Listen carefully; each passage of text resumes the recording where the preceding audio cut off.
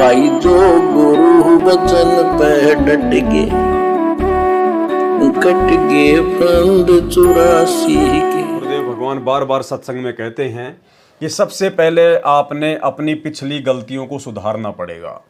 पिछली गलतियां मतलब असंख्य युगों से हम पूज्य गुरुदेव भगवान की, कबीर परमात्मा की शरण में रहते हुए आ रहे हैं, लेकिन हर बार हम लोग एक ही गलती कर जाते हैं, और वो गलती है उस वक्त वो कबीर परमात्मा जो सतगुरु रूप धारण करके आता है, गुरु रूप धारण करके आता है, अपने नूरी तेजपुंज वाले शरीर के ऊपर एक हल्का और कोट धारण करके आता है, हम इंसानों जैसा इंसान बन के आता है, एक आम व्यक्ति जैसी लीला करता है।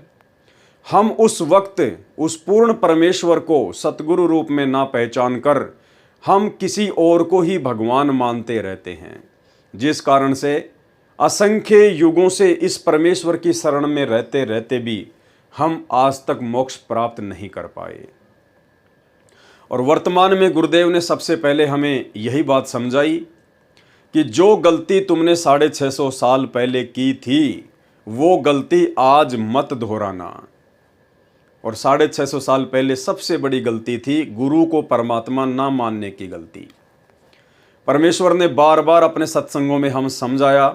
एक छोटा सा सत्संग आपको सुनाएंगे जिसमें परमेश्वर कह रहे हैं कि 650 साल पहले तुम्हें जो सुख हो रहे थे उस आधार से तुम केवल ऊपरी मन से, केवल जुबान से अपने गुरु को परमात्मा कहते थे कि हमारे गुरुजी तो परमात्मा आए हुए हैं, हमारे गुरुजी तो भगवान हैं। और परमात्मा कहा भी करते थे 650 साल पहले कि भाई आप मुझे परमात्मा नहीं मानते, लेकिन हम कहते नहीं, हम आपको परमात्मा ही मानते हैं, हम आपको भगवान ही मानते हैं। लेकिन अंतर्यामी से कुछ भी छुपा हुआ नहीं था। उन्हें पता था कि ये ऊपरी मन से मुझे परमात्मा परमात्मा कह रहे हैं, लेकिन इनके अंदर बिल्कुल भी जगह नहीं है। सुनिए सत्संग। परमात्मा ने ये देखना चाहा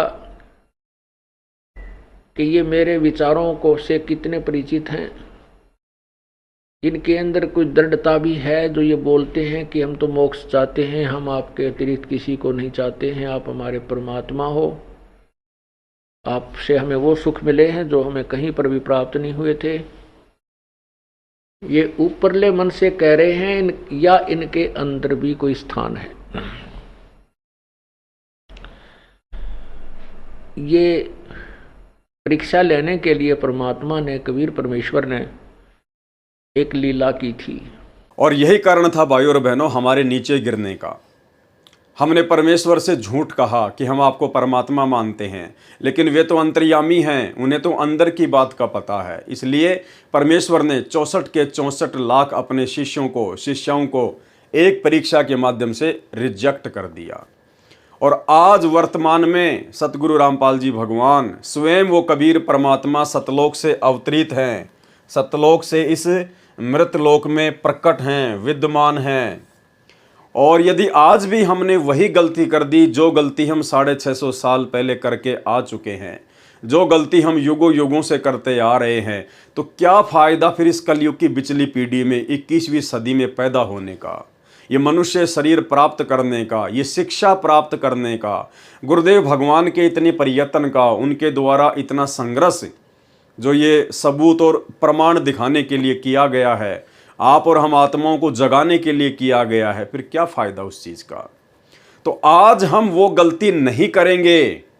कम से कम सत्सेवक भाई बहन तो वो गलती बिल्कुल भी नहीं करेंगे, क्योंकि आज परमात्मा ने ऐसा कोई भी सबूत, ऐसा कोई भी प्रमाण शेष नहीं छोड़ा है जो ये साबित करता हो कि संत रामपाल जी परमात्मा नहीं हैं या संत रामपाल जी खुद ही कबीर जी नहीं हैं। हर प्रकार के सबूत, एविडेंस परमात्मा ने हर धर्म पुस्तकों से निकाल कर दे दिया है। और उससे ऊपर परमेश्वर के जो गुण होते हैं, कबीर परमात्मा के जो गुण होते हैं, कोडी को काया देना, निर्धन को माया देना, अंधे को आंख देना, बांझ को पुत्र देना, निर्धन को संपत्ति देना, आज सब कुछ परमेश्वर छप्पर फाड़ के दे रहे हैं, छप्पर फाड़ के। और उसके बावजूद भी यदि हम अपने गुरुदेव भगवान को कबीर परमेश्वर के रूप में नहीं देखेंगे तो धिक्कार है फिर आप और हमारे इस मानव जन्म को। तो कम से कम साध संगति से जुड़े हुए सत्सेवक भाई बहनों ने साध संगति के माध्यम से अपनी आत्मा को इतना मजबूत कर लिया है, इतना दृढ़ कर लिया है कि आज हम अपने गुरुदेव भगवान को इतना विश्वास दिलाने के काबिल हो चुके हैं, उन्हीं के आशीर्वाद से इतने लायक हो चुके हैं कि आज हम अपने गुरुदेव भगवान को नाराज नहीं करेंगे। क्योंकि एक सत्संग में गुरुदेव भगवान ने बताया कि बच्चों, जब से तुम सतलोक से विछुड़ के आए हो उसी दिन से सतलोक से एक विमान प्रतिदिन तुम्हें लेने के लिए त्रिकुटी पर रोज आता है। लेकिन साथ में गुरुदेव ने यह भी बताया कि आज तक वो विमान खाली ही गया है, आज तक वो विमान खाली ही गया है, कोई भी उस विमान में बैठने के योग्य भगत नहीं हो पाया। तो भाई और बहनों, अब ये मोक्ष का प्राइम टाइम है, बिचली पीढ़ी है, परमात्मा ने कोई कसर बाकी नहीं छोड़ी है। अब यदि कोई कमी रहेगी, कोई कसर रहेगी तो आप और हम भगत आत्माओं की अपनी खुद की अज्ञानता की रहेगी। इसलिए आज हम कम से कम गुरुदेव भगवान को नाराज ना करें, आज हम उस विमान को वापस खाली सतलोक ना जाने दें।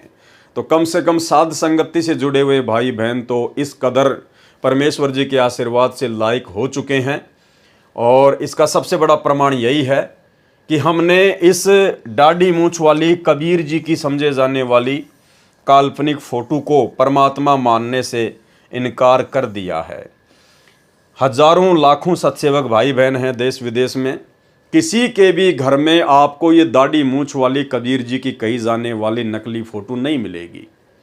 ना हम इसे अपने दरबार में रखते, ना हम इसे अपने घर पर रखते, ना हम इस फोटो वाला लॉकेट पहनते, ना हम इस नकली कबीर का जून के महीने में कबीर प्रकट दिवस मनाते, ना हमारी इसमें किसी प्रकार की कोई श्रद्धा और कोई आस्था है। हम सत्सेवकों की पूरी श्रद्धा, पूरी आस्था, पूरा समर्पण, पूरी लगन केवल ओरिजिनल कबीर सतगुरु रामपाल जी परमेश्वर जी के चरणों में है। तो आज हम कम से कम अपने गुरुदेव भगवान को यकीन दिला सकते हैं कि आज हम उनके साथ सतलोक जाने के काबिल हो रहे हैं। और यदि थोड़ी बहुत कोई कमी होगी तो उसको भी सतगुरु रामपाल जी परमेश्वर अपने आशीर्वाद से, अपनी भक्ति से, अपनी दया दृष्टि से हम सत्सेवकों की उन कमियों को भी पूरा करेंगे, हमें इतना विश्वास है। तो हमने अपने गुरुदेव भगवान को प्रसन्न करना है और प्रसन्न करने का सबसे पहला तरीका गुरु को ही परमात्मा मानना, गुरु को ही भगवान मानना। और गुरु को भगवान माने बिना आप और हमारी बात बनेगी भी नहीं। एक सत्संग में गुरुदेव ने बिल्कुल स्पष्ट कह रखा है कि यदि आपने सतलोक जाना है, भक्ति सफल करनी है तो आपने गुरु जी को परमात्मा मानना पड़ेगा। और गुरु को परमात्मा मान के ही फिर आपने अपनी आध्यात्मिक क्रियाओं को करना पड़ेगा। आध्यात्मिक क्रिया मतलब पांचों यज्ञ, सत्संग सुनना, मंत्र जाप करना, तीनों समय की आरती। यदि आप अपने गुरु को कबीर भगवान नहीं मानते हैं और अपने गुरु जी के साथ साथ आप इस दाढ़ी मूंछ वाली कबीर जी की फोटो को भी परमात्मा मान के पूजते हैं, दंडवत करते हैं, तो आप चाहे कितनी भी भक्ति क्यों ना कर लीजिए, परमात्मा कहते हैं आपकी भक्ति अभी शुरू भी नहीं हुई है। शुरू भी। सुनिए वीडियो। गुरु मानुष कर जानते ते नर कहिए अंध। अब आपको उदाहरण में बताया था कि गुरु जी को भगवान मानकर ही हमने अपनी आध्यात्मिक क्रियाओं को करना पड़ेगा। क्योंकि आप जब गुरु जी के पास जाओगे तो आपके मन में ये होगा, यदि इनके स्थान पर भगवान होते आज तो आप कैसा व्यवहार करते, निष्कपट गदगद आत्मा और चेहरे की तरह इन्हें देखते रहते। तो ऐसे आप में विनम्रता आवेगी, आपका अंतःकरण नरम होगा, आपका दोष दूर होने लग जाएगा। यदि आप इस दास को अपने जैसा ही एक व्यक्ति समझोगे, भाई थोड़ी बहुत दो बात सीख रहा है, गुरुजी है नाम देता ले लेता हूँ, इससे लाभ नहीं होगा। लाभ होगा तभी जब आपके हृदय में असीम श्रद्धा होगी इस दास के प्रति। एज ए गॉड आपने मानना पड़ेगा इस इक्वेशन को, इस प्रश्न को हल करने के लिए, जन्म और मृत्यु के इस प्रश्न से पीछा छुटवाने के लिए, हल को सोल्व करने के लिए प्रॉब्लम को आपने मानना पड़ेगा। ये रूल है ईश्वर का। तो आप अपने हृदय से मानोगे, औपचारिकता नहीं। हृदय से करना पड़ेगा। तो भाई और बहनों, इतने सारे प्रमाण, इतने सारे सबूत देखने के बाद अब हम वो गलतियां करने से बचें जिन गलतियों के कारण असंख्य जन्मों से हम इसी काल के 21 ब्रह्मांड में चक्कर काट रहे हैं। भाई जो गुरु बचन पे डट गए, कट गए फंद 84 के, कट गए फंद 84 के, कट गए फंद 84 के।